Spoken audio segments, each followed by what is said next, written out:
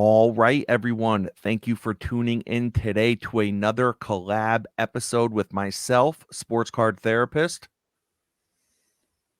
And that was Ken's that was his cue to jump in like we talked about, and And Ken from Sports Card Lessons. and Ken from Sports Card Lessons. Welcome to our second collaboration. Should I start with welcome, welcome, welcome? There you go. Definitely, man. And so, I've been on your podcast a bunch of times. You've been on mine a couple times, but this is the second time we're doing like this collab episode um where we're airing the same episode on both of our channels. I know we have a lot of we have a lot of the same listeners and stuff like that, but so you're only going to hear it once. Who knows whose channel you're going to hear it on, but what I would say is I know every time I've like gone on your show or anytime we've done a piece of content, um I'm always like, "Oh my god, that was such good conversation. I wish that was on my channel too." Yeah. So it Yep. almost seems And I like feel the same way. yeah, why not just kill two birds with one Yeah. stone, right? And put it Yep. both on both channels anytime we hook up. Yep. Absolutely. Especially since we're coming off of, the content we're putting out there. We're usually coming off a show or something that we've done together, and you know, I could talk about it on mine from my point of view. You can talk about it on yours from your point of view. But sometimes it's great if you've got two people like bouncing things back and forth, and it kind of reminds you too. You're like, oh yeah, I forgot about that, or I didn't recognize that. So yeah, this is great being able to do this together and let the listeners hear it from both sides at the same time. Yeah, man. So I'll paint the picture for you.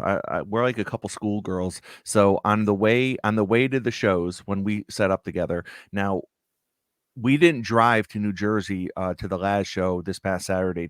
First of all, I hope everyone had a good Thanksgiving. Let's just throw that out there, right? Hopefully, everyone had a good Thanksgiving. This is dropping on Black Friday, 2022. So I hope everyone is doing well. Hope you're not spending too much money.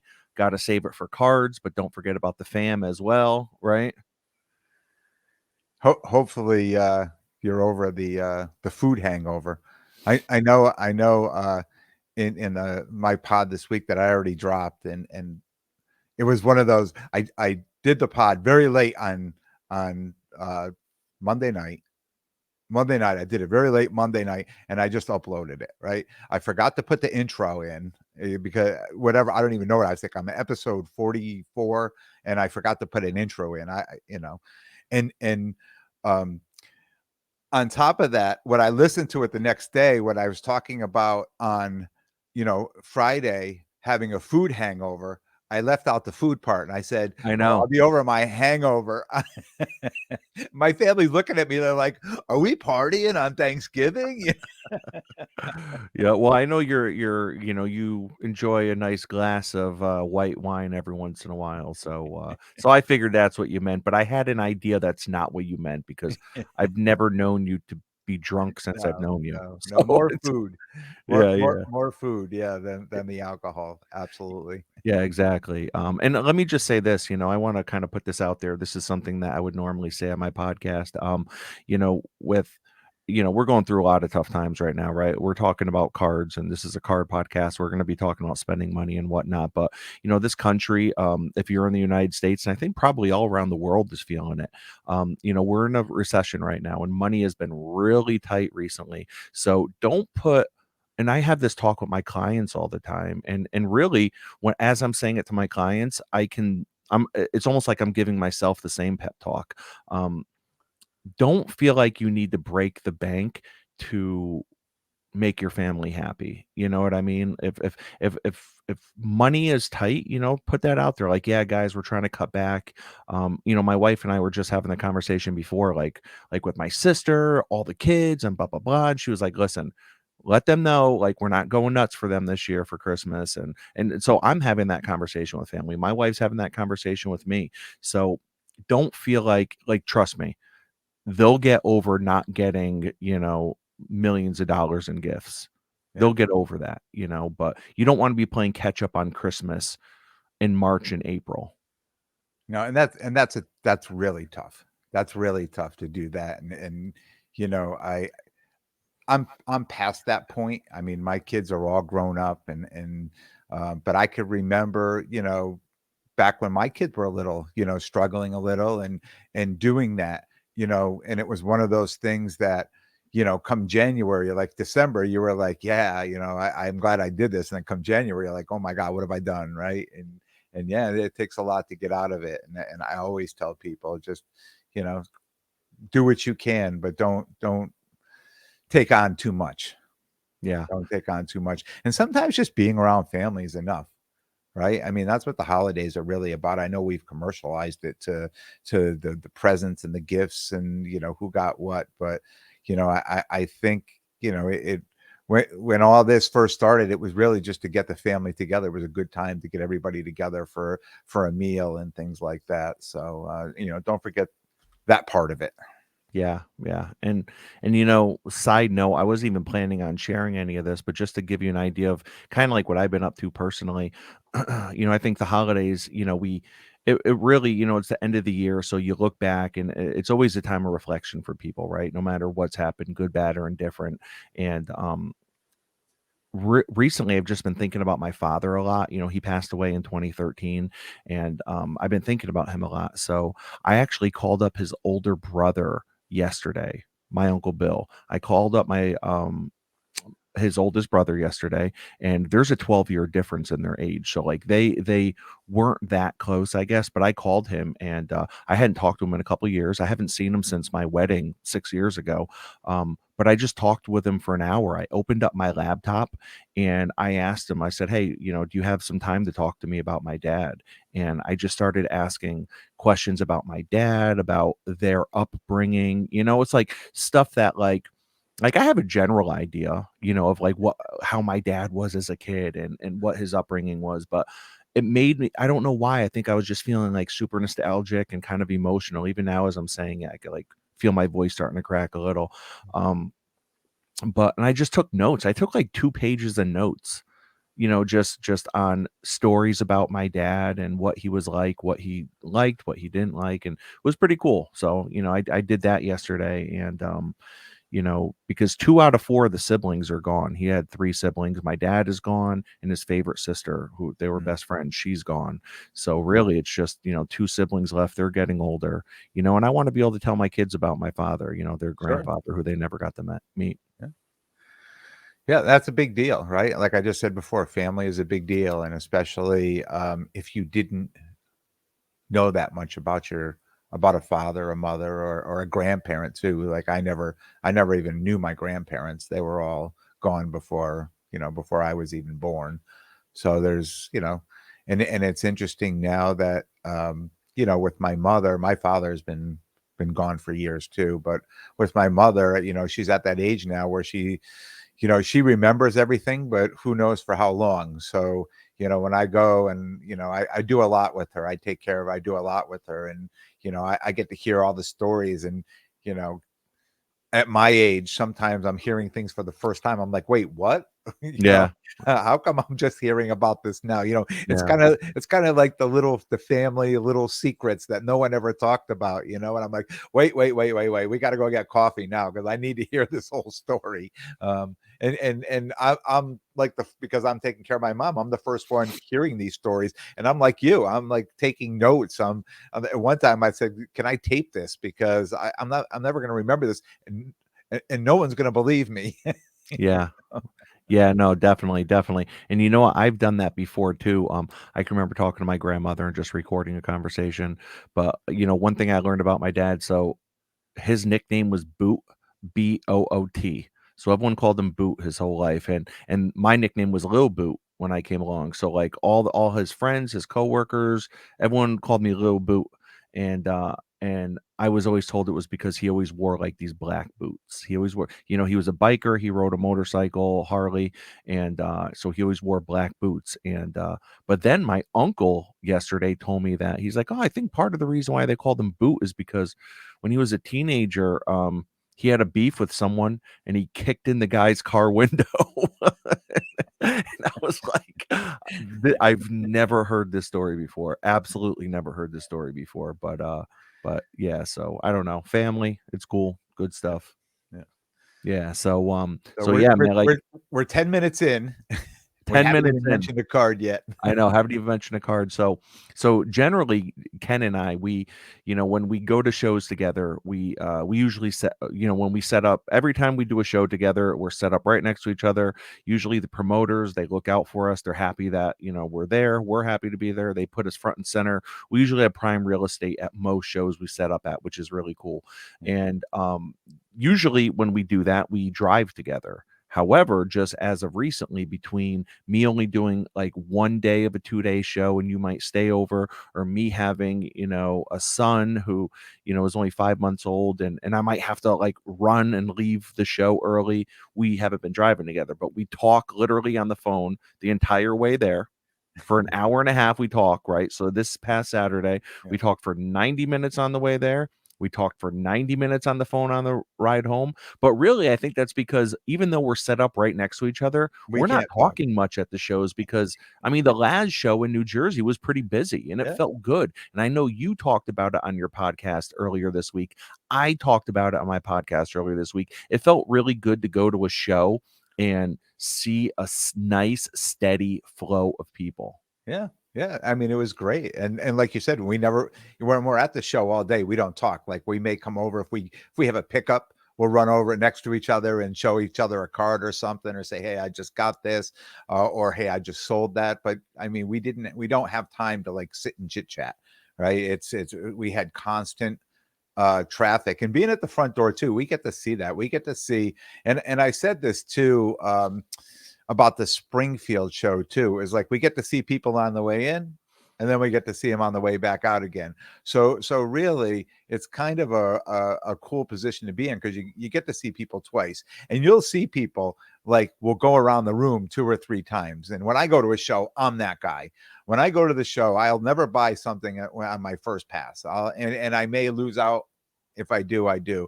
But I'll walk around and I'll go look at all the tables. And then my second time around, then I'll start negotiating or talking about. I may ask some prices on my first time around, but it's always my second time. And that's just the way I do things, because I want to take it all in before I don't want to be that guy that walks in and buys that card at the first table and spends all my money and then get to another table and be like, oh, that was the card I really came for. Well, I'll tell you what, you're much more disciplined than me, and because I'm that guy. When I walk in, a lot of times I do buy with emotion, and I've talked about it before. When people talk about like national or some of these bigger shows, where I go in with a plan, you'll be overwhelmed. Go in there, know what you're looking for. Don't buy, and I'm like, listen, Don't spend when all I your money the first day. when I go to a card store or when I go to a card show, I want to feel like a kid in a candy store. Now, I don't want to buy a card I absolutely have no desire for, like at the end of the day. But a lot of times I don't know I want a card until I see it in person. I you know what? I've been that way. That's the way I've been up until now. And it's always been nice, new, shiny prospects, right? I mean, that's what I've been doing all along. And I've curbed myself of that. I have a mental electrocution, right? That when I see something like a Mac Jones, anything that's a nice shiny new prospect, and I'm like, oh, all of a sudden it's like zzz, it's like it's mental now. It's like, okay, hold on. Like it's PTSD. Like okay, I've been bit a bunch of times on cards like this. Let me step back. And I do the same thing with wax too. It's like, oh, no, I can't. And I push it away. It's like I'm becoming so disciplined. And that's just from experience, and that's just from maturing in this hobby, and being on, both sides of the table, but being on my side of the table just to see, I'm becoming really focused, and I use this term a couple of times, being PC focused. So if I'm buying a card for my PC, I'm very focused of what cards I want to put in there. And if I'm buying cards that are going in my case to sell, again, I'm very focused because I know what's selling, and I'm not going to end up with, a whole bunch of cards that I think look great that nobody wants to buy. Yeah, and here's the thing. I mean, I know you were heavy on Mac Jones, right? And it's easy right now to like laugh and point the finger at people that were kind of heavy on Mac Jones because now it's like, hindsight is 2020. But No one's laughing and pointing at the people that were investing in Tua or Jalen Hurts right now, because right now they're hot. So those guys look really smart and you might look really stupid. But let me tell you something. Tua could have very easily been Mac Jones this year. I mean, the Patriots easily could have been like 9-2 at this point in the season. Mhm. So I think in general, and you're right, and I know when I got back in the hobby a few years ago, I wanted the cards that I was seeing, that everyone was posting, the coveted cards, the coveted players, and I think it's fun to kind of do that prospecting. But I think early on, even going back to my first, couple dozen episodes of Sports Card Therapist. Now I'm at episode 120, but even like in the first 20 episodes, I was saying, you know what, man, I'm doing goats over prospecting. It just seems too risky. And if I don't have an emotional tie to these people, to these players, why do I want to put my money there? But I Yeah, get it, because it's like gambling, so a lot of people do it though. A lot of people do it. And there's a lot of people watching this podcast right now or listening to this podcast that do that. yeah, And you can make some good money doing it. yeah.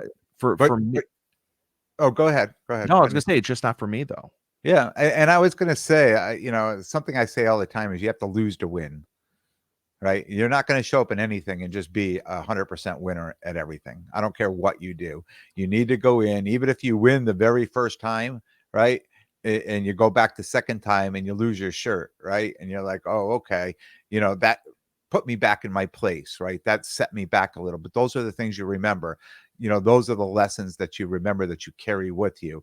So as you go and we had this exact conversation where I said, I have a Mac Jones PSA 3, and I look at it all the time, right? Because that just reminds me of just something I did that I thought was a really good decision at the time, to send a whole bunch of Mac Jones off, at $150 to have them graded, when the Mac Jones PSA 10 was selling for $3,000, right? And by the time those cards came back from and you even tried to talk me out of it. And by the time those cards came back from PSA, Mac Jones was selling at $300, right? And for a PSA 10. And I thought to myself, well, I'm not going to sell them now. I mean, I've just spent all this money on grading, and now that PSA 10 is less than $100, right? So one of those cards was a PSA 3, and I leave that card over here, and I just, it reminds me, of making a bad decision when I thought it was a good decision. So it helps me think through more of whatever I'm doing, if I think it's prospecting in any little way. Yeah, and that PSA 3 Mac Jones, right? It's a Don Russ rated rookie.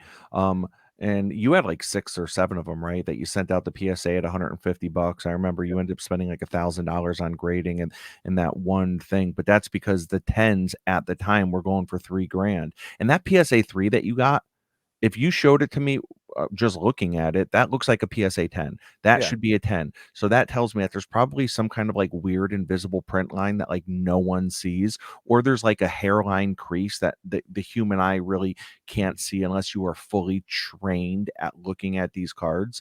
And even after years of being in this hobby, I'm not. I feel like I'm not fully trained at this stuff, So I think that's kind of why I've given up on grading for the most part. But how could you, I get it. Like, you were seeing these cards going for 3 grand. You were like, okay, I have these Mac Jones cards. Why not invest $1,000? Because potentially I could make $10,000 back from this. But yeah, within 30 days or 21 days or however long it took for you to get those cards back, it was already too late, because those cards were already dropping off a cliff. yeah, And I've heard it said before, and I'm probably, the way I'm going to say it's probably going to butcher it. I'm sure it could be said a lot, more profoundly. But if you see cards or players that are hot right now, it's probably already too late.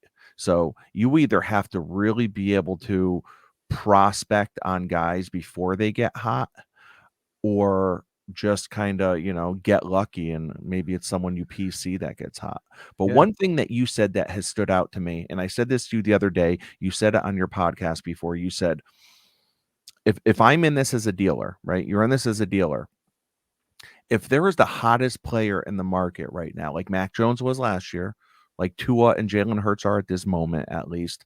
Um, just because you're the hottest in the market right now and in the hobby, don't think I can ask over comps for them and get them because I'm probably gonna get stuck holding that card. I should sell it at comps, make my money, take my profit, and keep it moving. Mm, Because you got stuck with a bunch you're holding a bunch of Mac Jones cards right now, right? And you're not even a Patriots fan. Like, you're a Chiefs fan. You've always been a Chiefs fan. yep, You've yep, been a lifelong Chiefs fan, and now you have a bunch of Mac Jones cards because and here's the thing, it would make no sense for you to move those cards now, right? Like, you might as well hold on to them. yeah, You might as well hold on to them because he might, Patriots could come out next year and go 12-5, yeah. and all of a I mean, sudden we look at Tua, right? Look at Tua last year. Look at his prices. His cards were so down last year that compared to this year. So it makes sense in my mind. It makes sense. Okay, he's a young quarterback. He's not going anywhere anytime soon. Makes sense just to put him away for now, um, and hope maybe next year. And these are again the lessons that I'm learning. That I'm seeing players that were down last year that are up this year, and players that were way up last year that are down this year. Even the Herberts and Burrows, those cards are down. yeah. They and they were those were two of the hottest cards last year, in the football season, for rookie because they were at that time a second year rookie, and they're down this year. And if you're holding those cards, you're better off, possibly holding those, and hopefully they make a Super Bowl run because again, they're still rookie cards, right? At Yeah. the end of the day, these are still rookie cards, and if these guys make a run at any point, you'll have the ammo in the closet to pull out at any time to cash in. Yeah, yeah. So going back to the show on Sunday, I know that tomorrow and Sunday you're gonna be in is it Terrytown? Terrytown, New Yeah, York. you're gonna be in Terrytown, New York, which is like home of the East Coast National. It's a huge show, a couple hundred tables. The place is usually packed. It's Mm, usually mobbed. Um, so I know at the last week in New Jersey, it seemed like I was getting most of my sales were on cards that were 2 or $300 and less. I mean, I moved a bunch of cards that were 80, 60, 150, I mean, there weren't too many cards that people were really looking at, for 1,000 cash. I mean, I don't know what was your and there was one card that I moved for 850, but you know what? I actually ended up trading down. I traded, and that's something I never do. I am always looking to trade up with something. I'll gladly put my $800 card together with 800 cash and get a 16 or a $1,500 card.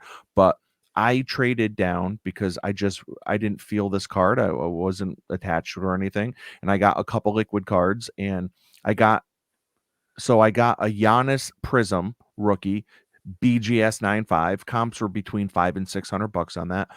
That was one of the cards I traded down to, and just yesterday I was able to move that for the iconic 1980 rookie of Larry Bird, Magic Johnson, and Dr. J. So yeah. that was really freaking cool that I was able to get an iconic rookie card by trading down eventually, but I had to make a couple moves to do it, Yeah.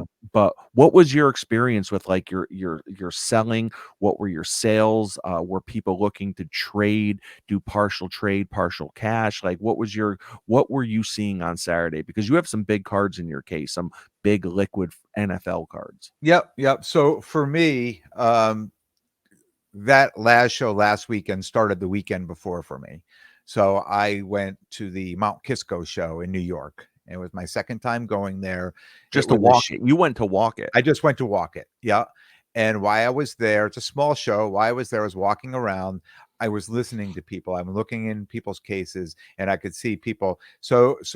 Here to me now is a big trigger, right? So I'm watching, and everybody's got their phones, and they're over the case. And what I'm watching, what are they taking pictures of? Because they want to put it in the alt to see, and are all Well, Card hurts. Ladder also has that option now. Oh, So it Card does. Ladder has that option of being able to take that picture, scan it, and then have comps come up immediately. Oh, that's good to know. Yep. Yeah, So yeah.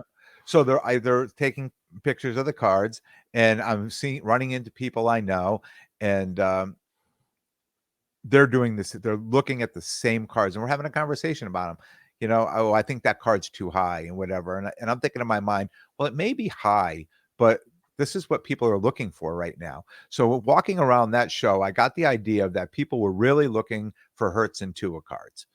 So I walked that show a couple of times, and before I left, I bought a couple Tua cards, a couple Hertz cards, priced them, for my case, and I brought those to the last show. So as far as my sales of the $100 to $200 were in soccer cards. They were not in football cards. Um, I did two big cash sales of one of a Hertz card and one of a Tua card. That were Wow. that were just all cash on that. Um, a lot of people came to trade, but I would have been trading down, and I would have been trading down to cards that I didn't believe in. So I wasn't, I mean, people were interested in my cards. And on the opposite, when I was in Mount Kisco, I had cards, and we talk about this, they're stale, right? Whether they're stale to me, they're They cards that could be great cards. They could be great liquid cards, but Mhm. for some reason, they've been in your collection or inventory I for think they get longer than you lost. thought, longer than you anticipated, and now Yeah. you're like, "I need this out of my sight." I think Yeah. we all have cards like that, Yeah, right? and I say stale cards, they're stale to me, and I get basketball cards, I only get a few of them, and I think they get lost in my case too. I think people come up and look in the case and they never actually see them. This way, when I'm at a show and I pull them out and I say, "Hey, I've got these cards, it's something you're interested in," and the cards that I felt when I bought them and I put them in my case, they were gonna, sell quickly, that did not sell. Again, great cards, autographed on card or sticker autographs and numbered and things like that. That another dealer sees and says, "Wow, that's a great card. I can move that to my customers," right? Because now I have a whole case full of basketball here, and I attract people in. So I made some trades. I traded those cards and some cash to get into these cards that I was going to sell at the next show. Um, and I did not trade. I did not trade down. And again, I don't want to. I love to level up. I would trade down, and I've traded down once before if I was trading down to something that I really wanted, but Well, it's gotta make nothing. sense, Yeah, right? but It's gotta nothing, make sense, and I or know some. when I trade up, right? When I trade up, when I go to these, bigger cards, I need to give some sort of reason to that person to wanna trade down. So, usually, I'm paying a little bit over. So, the way I took this Giannis Prism and then put that with cash, I actually probably paid about $100 over comps for that Bird, Irving, and Magic Johnson card because he was trading down. He was trading down. I would imagine he believes in that. That Giannis is a liquid card. Mm, People want it. It just moves. But you have to. So it does. It wouldn't make sense for you to trade down unless you are absolutely coming out the better end of the deal, and they're paying some sort of premium to you. mhm. I talked to a few dealers at that I know at Mount Kisco and at the last show, and my thought and what I said was it took me a long time to trade up into some of my bigger cards. Um, why would I, you know, go backwards? I would think going backwards. And then talking to them, they're saying that's great as long as you love those big cards, but nobody has the cash to come in and buy those cards. And Very true. in my mind, I was going to take a bigger card and then trade it into even a bigger card with cash, like to just try to take that one card and keep moving up. But Mhm. on that end, people weren't interested. People were, sometime when that card gets over $5,000, people are like, no, I really want cash, or you really need to have a very specific card that people want, that are willing to take a lower card in cash for. So I don't know if I'm in a situation with a card or two now that if I don't trade down, I may never be able to trade up on them. Like what? Give me an example. The Josh Allen, the tricolor, numbered to 99. So this card is about a $3,800 Is that card. a Prism rookie? Yes. Yeah. And Beautiful it's a card, PSA 10. Yeah. and it's a PSA 10. Yeah. Beautiful card. I would imagine without a doubt you will be able to move that. Um, and the smartest time probably would be playoffs or right after the Bills get their first win. And probably, honestly, you know what I would probably do? I would probably send that to Probstein on eBay. Send it to Probstein after Buffalo gets their first playoff win this season. Mhm. Because they're going to be gearing up for a game against the Chiefs. Um, and you know, you'll probably what are comps on it now?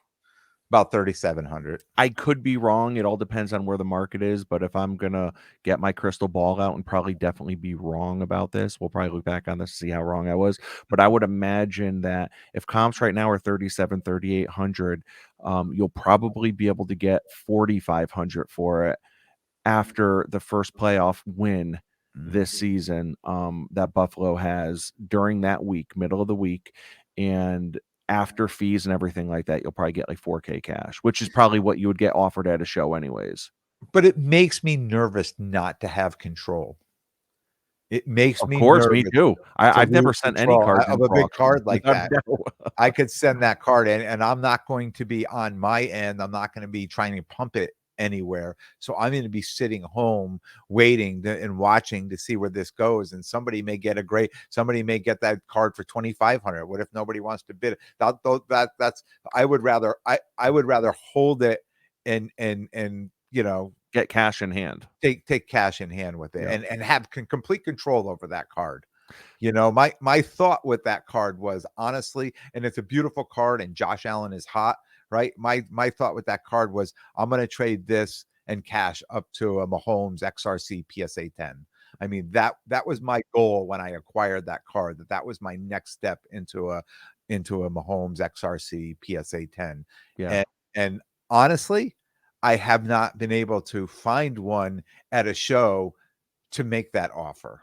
Listen, man, and at the time of recording this, a Mahomes XRC BGS 9.5 ends tonight. I think I've sent it to you like 3 times already like that. Like, I don't know, man. If you have the cash, I would just grab a 9.5. A Yeah. BGS 9.5 goes for almost half the price of a PSA 10. And I can almost guarantee that'll be worth, if you can get that tonight for like say 3,500, you'll probably be able to get 5K for it as they're making a Super Bowl run. And I know you don't want to flip it. That's going to be a PC card of yours, right? But I mean, why not go for it? The BGS 9.5s are sexy. I love the cases. I love how they look, man. They're just Yeah. sexy, man. Yeah. And I don't know But where Probstein keeps coming up with these. Like this is people like send his them in. this People is like send his them in. Those fifth aren't his. one, fifth one putting out there. I'm like, come on, man. Listen, I think you should grab that tonight. I'm just saying that. I'm just Yeah. putting that out there, man. Grab it, be done with it. And that's why I made sure to make a deal on that Larry Bird, Dr. J, Magic Johnson card. I made sure to do that even if I had to pay over, because I knew that was a card I've wanted. I've had a couple of them now, and I wanted to make sure I got that card so mentally I could move on from it. And Yeah. that's going to be a PC card. And I'm kind of curious because I think people are in your position a lot. And this isn't anything I told you I was going to ask you or going to prep you for, but you came back in the hobby a couple years ago, right? Just like a lot of us did. And you, kind of like I was doing in the beginning and like a lot of people did, right? You're trying to level up. You're trying to get some bigger liquid cards so you can keep leveling up into bigger cards. Most people, myself included, have really found their lane with their PC, and that's where the cards. If you're watching on YouTube, the cards sitting behind me, those are all my PC cards. So this iconic rookie type lane. I love that lane. That's my lane. I love it. It feels so good to me to get these cards and own these cards. It feels like you still, as much as you've leveled up with your collection, your case, I mean, you have easily 50 to 100K case sitting there at the show. You have yet to really figure out like what your PC lane is. Like, when's this going to happen? When are you going to start getting some big PC cards? So, like quietly, I've been buying. I look behind me. I've been buying lots of hockey cards, and I talked about this and probably maybe around episode 10, 12, something like that. Talking about all my hockey experience, my whole life. From a little kid being involved in hockey all the way up, and just getting into the hobby and knowing that there's the real slow lane, the breakdown lane is where hockey is in the hobby, right? So I just steered away from that and said, like, I know football, so I'm just going to stick with football because there's good money there. And yes, I've been kind of all over the place with that, but I think my PC lane is definitely going to be hockey, and I'm starting to really enjoy players that I watched play.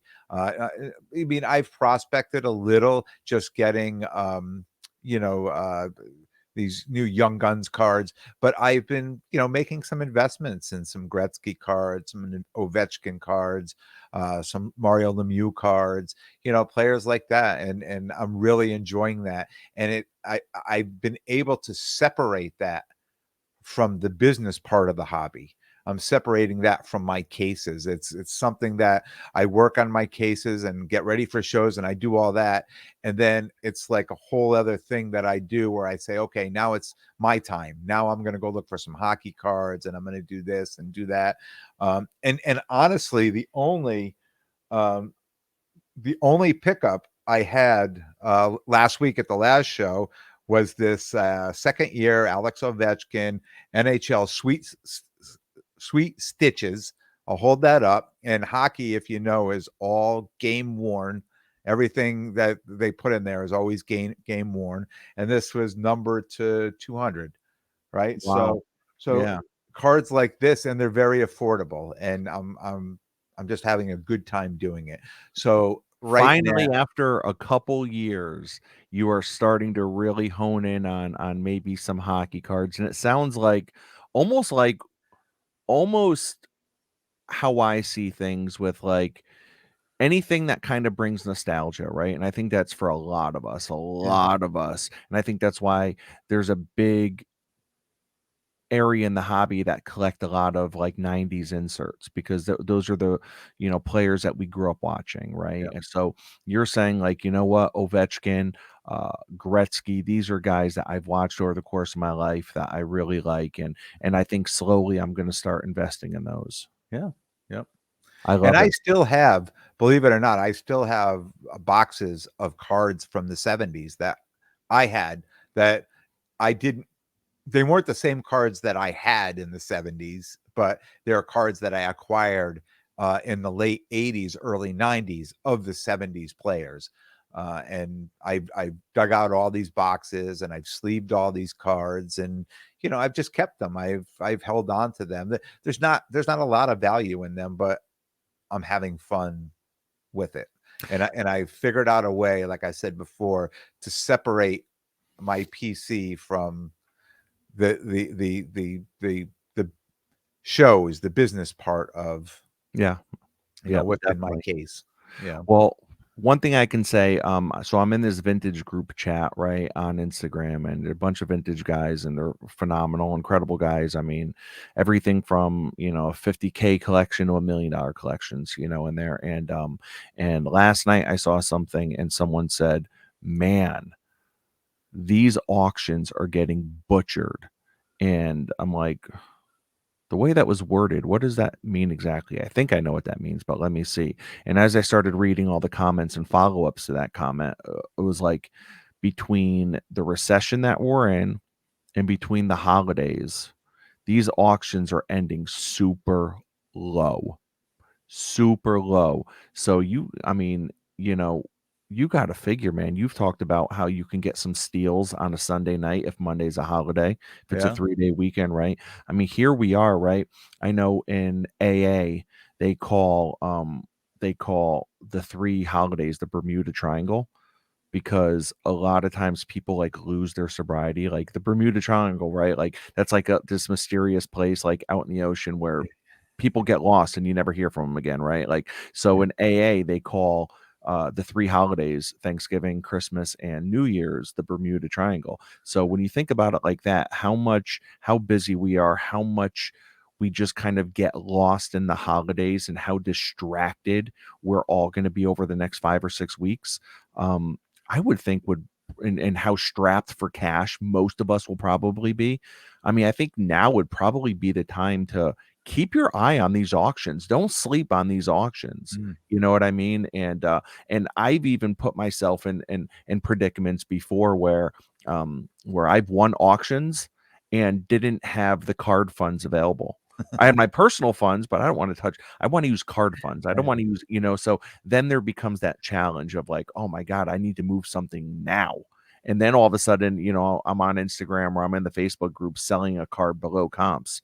And then people jump on that. So it's like this trickle down effect. So I think you might be able to find even better deals in Facebook groups and on Instagram because people are doing the same thing. Either A, they're selling their some cards because they need the holiday money, or B, they're onto the same thing and they just got a deal of a lifetime on an auction, but they're trying to free up some card money. So Yeah. either way, I think there's a lot of opportunity to acquire some big boys over the next 6 weeks if you can, Yeah. if you have the money. And the same though goes for cards that we talked about at the beginning for holidays. You don't want to be stuck paying for a December card in April.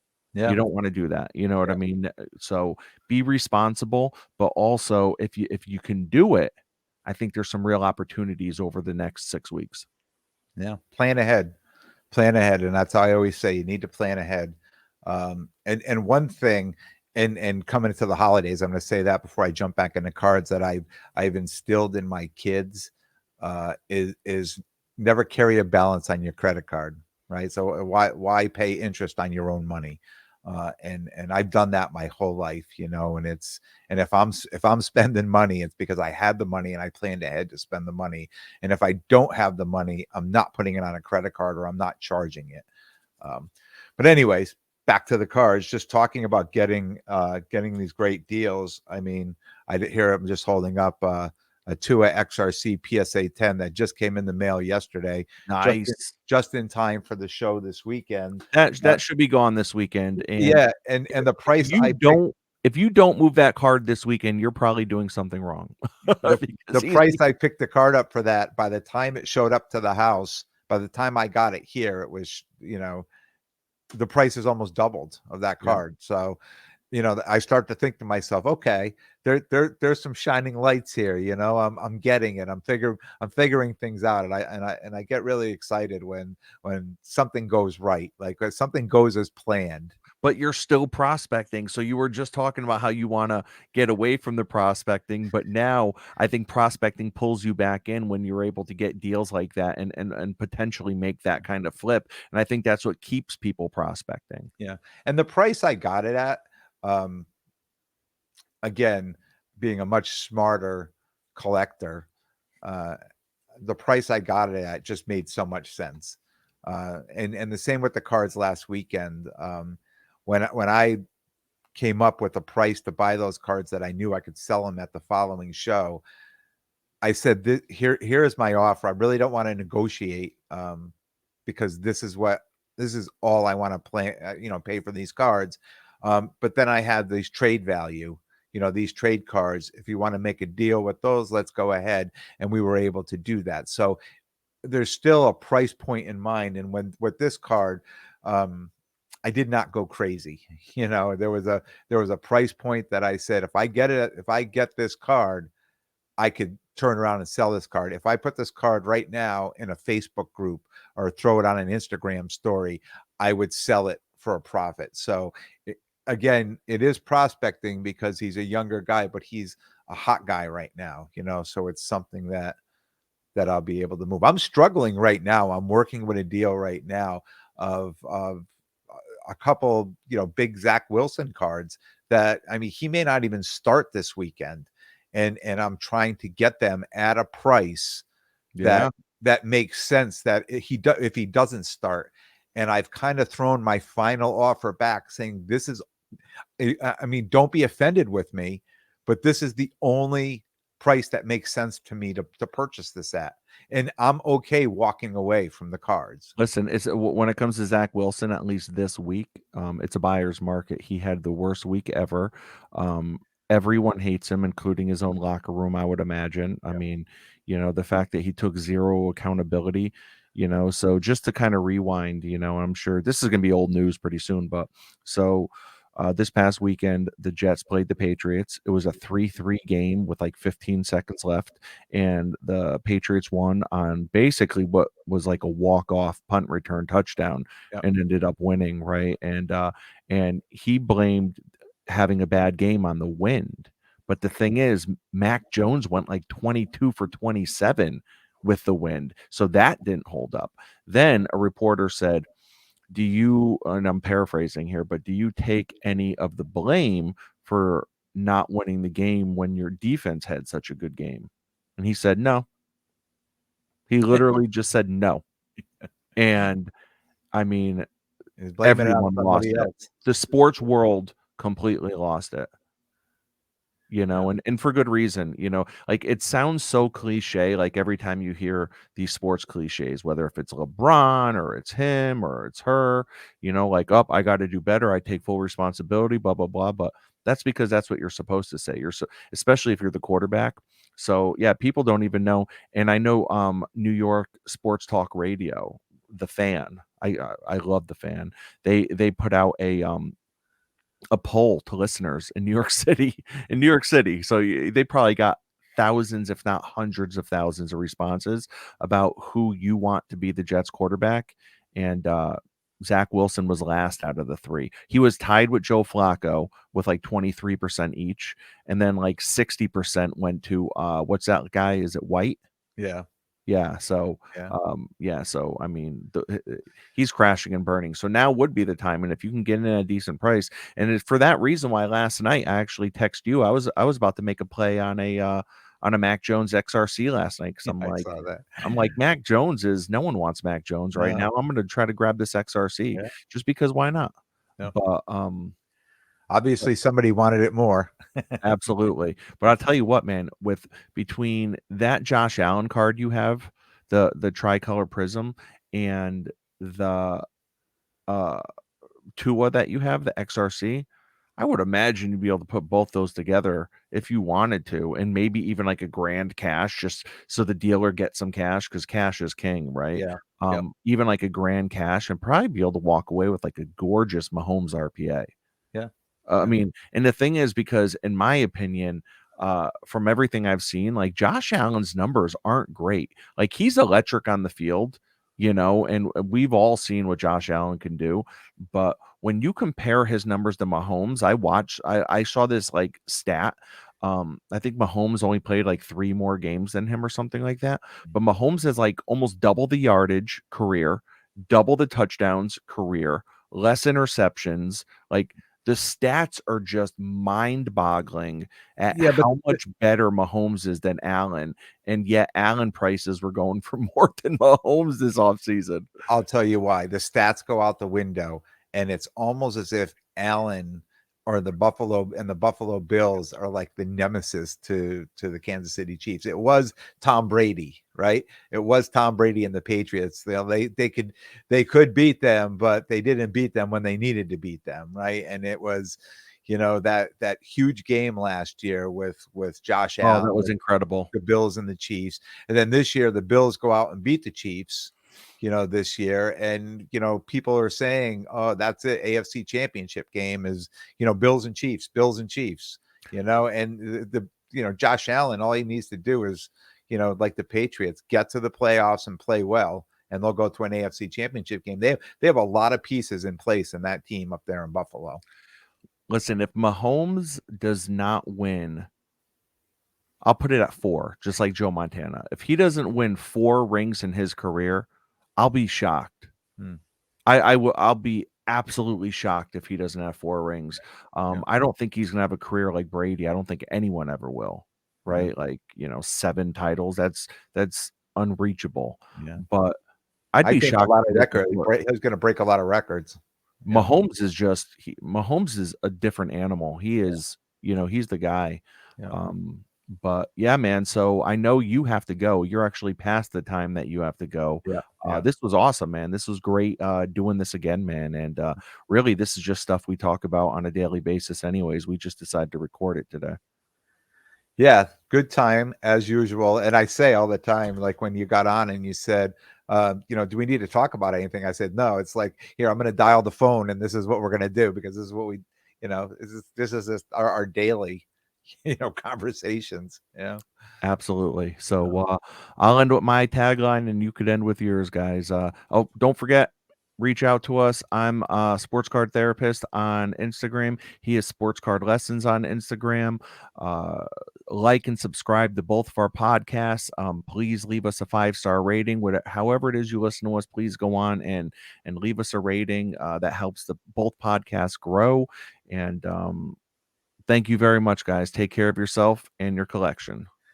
Thank you. I wanna thank everyone for tuning in, and until next time, be good to yourselves and everyone around you. Take care, Rob.